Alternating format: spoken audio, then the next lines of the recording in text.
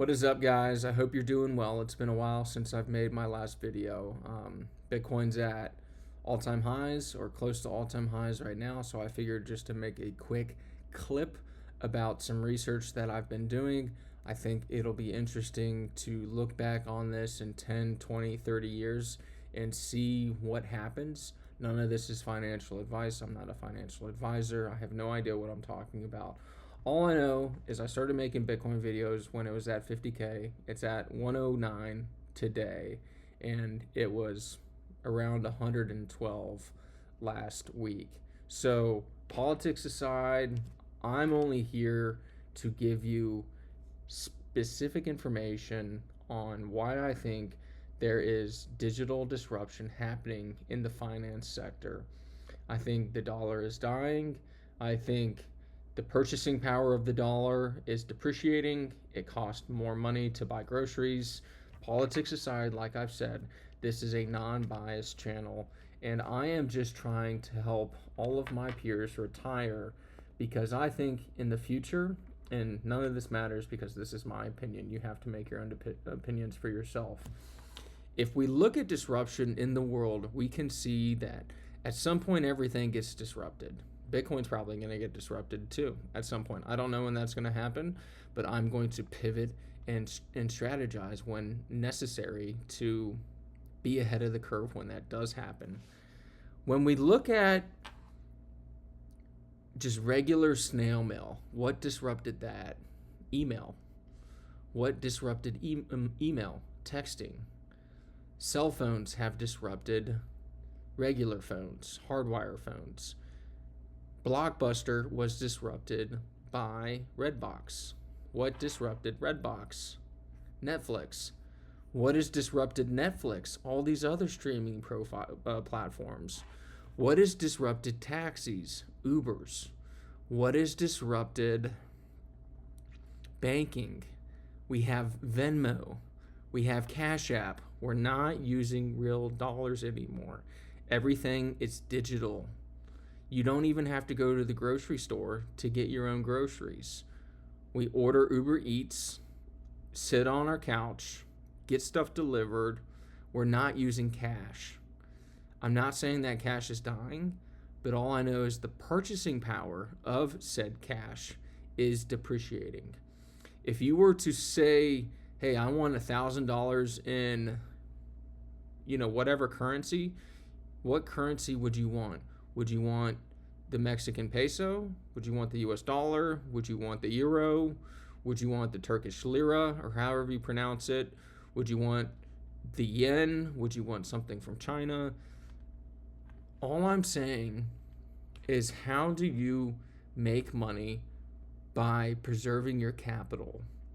And I think long term, the strategy is going to be in some type of digital dollar. And I don't want it to be centralized. I want it to be decentralized. I want people to have the power over it.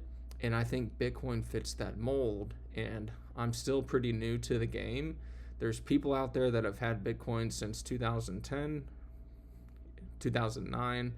I wish I wasn't screwing around in high school. I wish I was figuring this stuff out earlier because I could be a billionaire right now. But it's not about being a billionaire. It's not about being a multimillionaire.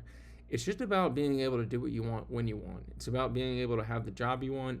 It's about being able to provide for your family, provide for your loved ones, and just have your cash working for you. And that's why I think Bitcoin is such a good investment vehicle.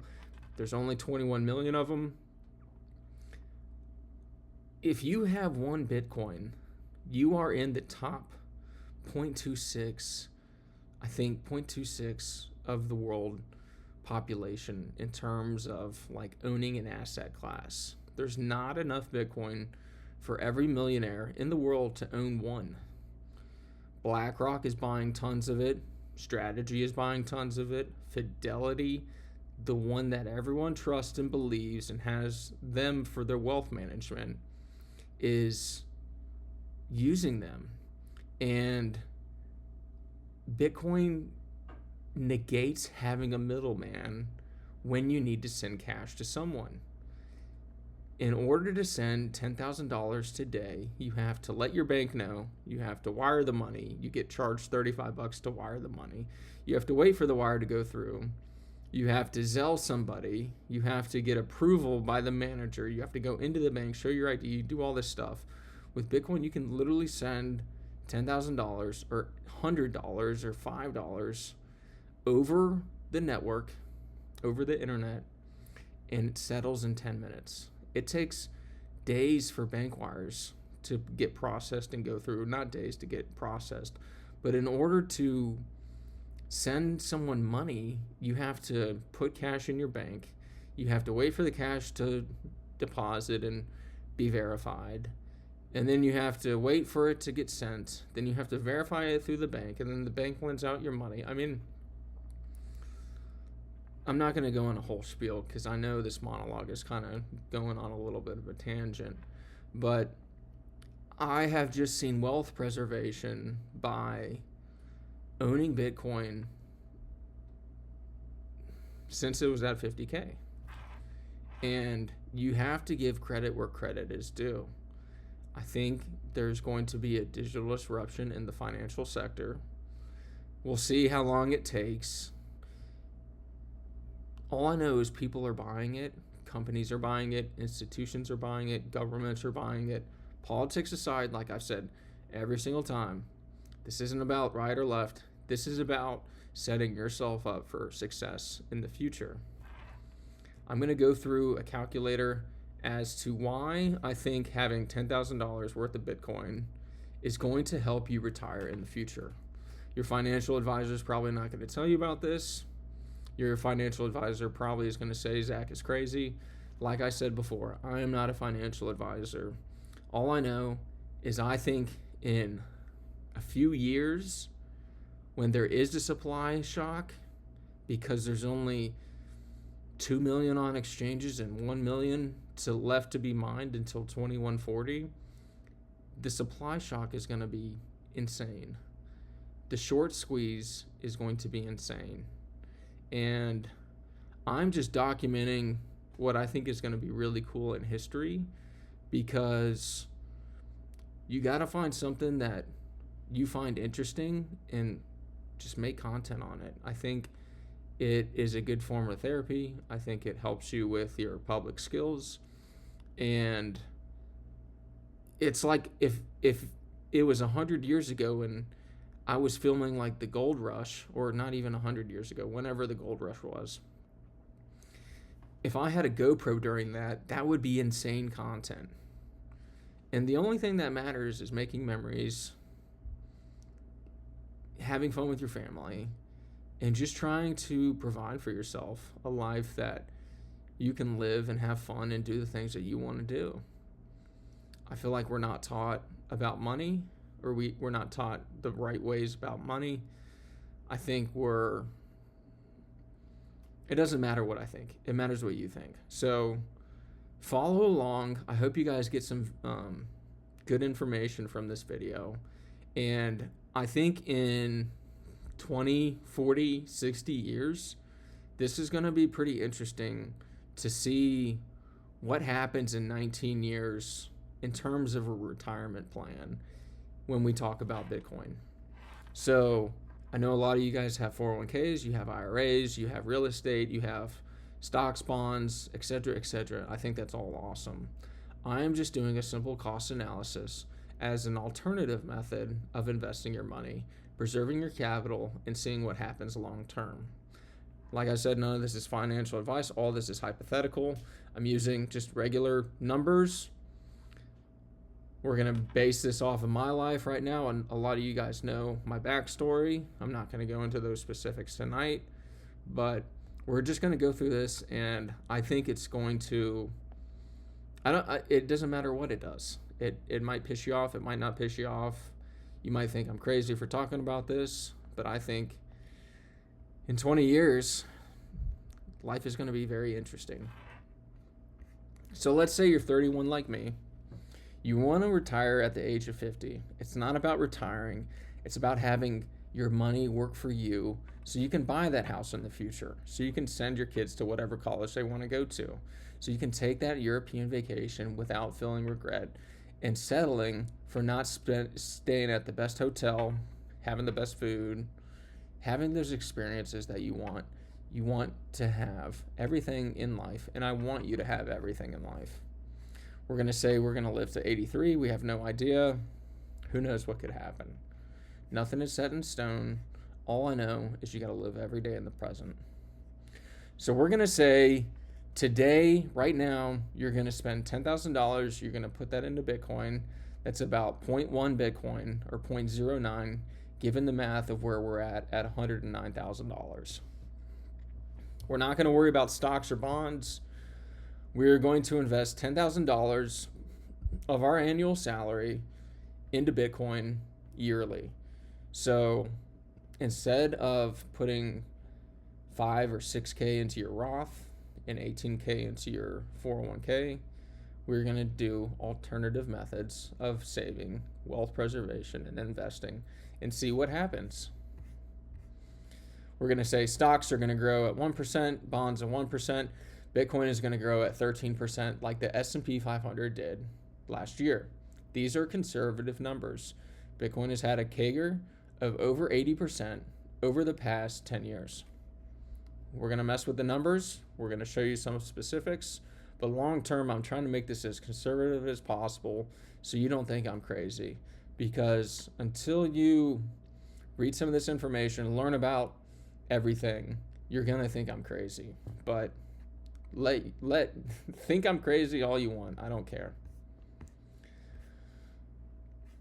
We're not going to have any other income at retirement. I am single, don't have any kids, I rent my place, so my situation is different than yours. But we're just going to say, hey, bare minimum, you need $50,000 a year to live. That gives you a good life. You don't need a ton of money to have a good life. We're going to say long-term capital gains tax is at 16%. We can bump that up higher, but we're just going to use 16% because I think things are going to change, politics aside, in the future.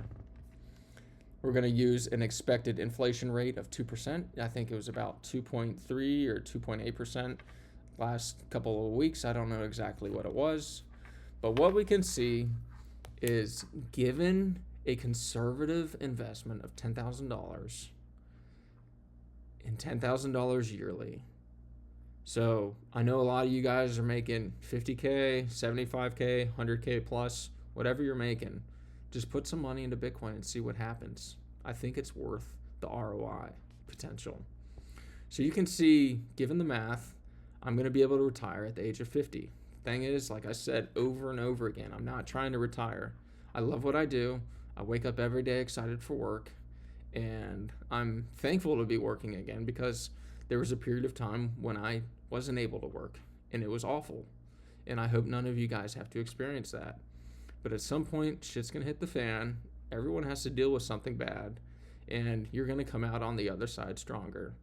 So you can see with that amount of Bitcoin, I'll be able to retire at 50 with about 850K to my name based on the growth, the Bitcoin price at $1 million. I know you say that's crazy. If it hit $100,000, what's to stop it from hitting $1 million? What's to stop it from hitting $10 million?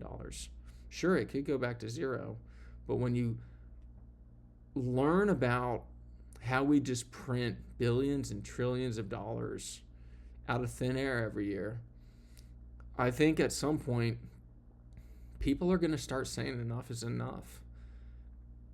Politics aside, like I said before, people are tired of losing money on investments, having their cash just get printed out of thin air.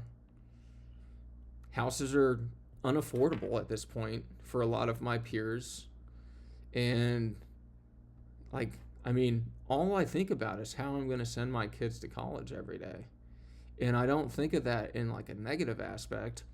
I think of that like in a mature, Like, how am I going to pay for life? Life is expensive. It's only getting more expensive. It was expensive when I was getting raised by my parents, and my parents did a great job. And we're just a regular family. Um, the best way to make money is to invest or have a great company that makes a ton of money. And I think it's easier and more strategic to invest your money and just find the best asset that helps you make money. And if you look at just everything in terms of Bitcoin, the price has gone down. If you saved, I mean, you could have thousands of Bitcoin based on if you bought stuff back in 2010. And you could have multiple houses. If you saved your money in the house, you're only up 100K, 200K. In terms of Bitcoin, you're up hundreds of millions of dollars. So I guess my thought is question the status quo. Figure out for yourself what the best investment is, regardless of what it is, and then just invest your money. I know I've made a lot of content. I've put a lot of stuff out there on trying to optimize your budget, try to not spend money on stupid shit. And I'm still on day 168-ish of not drinking alcohol. And I feel very content with life. I feel very engaged. I feel very happy. I'm very thankful. I have a lot of gratitude. And all I know is that progress is getting made in a forward manner. And I think it's important to talk about money. It's okay to, mess up, buy stupid stuff, but how do you rebound and figure out a way to make your money work for you? So I hope you find this video interesting. We can play with some of the numbers. If we look at Bitcoin growing at 30% year over year, I mean, I could hypothetically retire when I'm 39. I don't know if this is going to happen. I don't care if this happens. All I'm saying is, what is your backup strategy if your stocks and bonds don't perform well? What if Bitcoin keeps performing at 88% CAGR year over year? I mean, how much money do you need? I'd be retired at 34 with however many dollars that is. And we'll just continue to print that. I don't know. I think everything is getting digitized, and I feel like it's I don't know. I just feel this compelling process inside of me to articulate this message for a future state of reflection. And I hope you guys find this stuff interesting. If you don't, whatever. I think it's interesting. It's all I think about besides work and just my family and having fun. And I hope you guys have a great life. And I hope you have a great summer. And we have a lot of stuff coming in the pipeline for just new stuff development. And we're going to continue to lose weight. We have my December goal of getting to a certain body fat percentage. I've kind of gotten off the bandwagon on that a little bit. I'm still not drinking, but you can't drink a ton of non-alcoholic beer. You'll gain weight, as I found out. So, yeah, I hope you guys just start loving yourself. Start having a good time with every single day, because there's nothing really else to focus on but trying to find a workflow that you enjoy every day. So with that being said, we're going to conclude the night's video. I hope you guys have a great summer, and we'll catch you on the next one.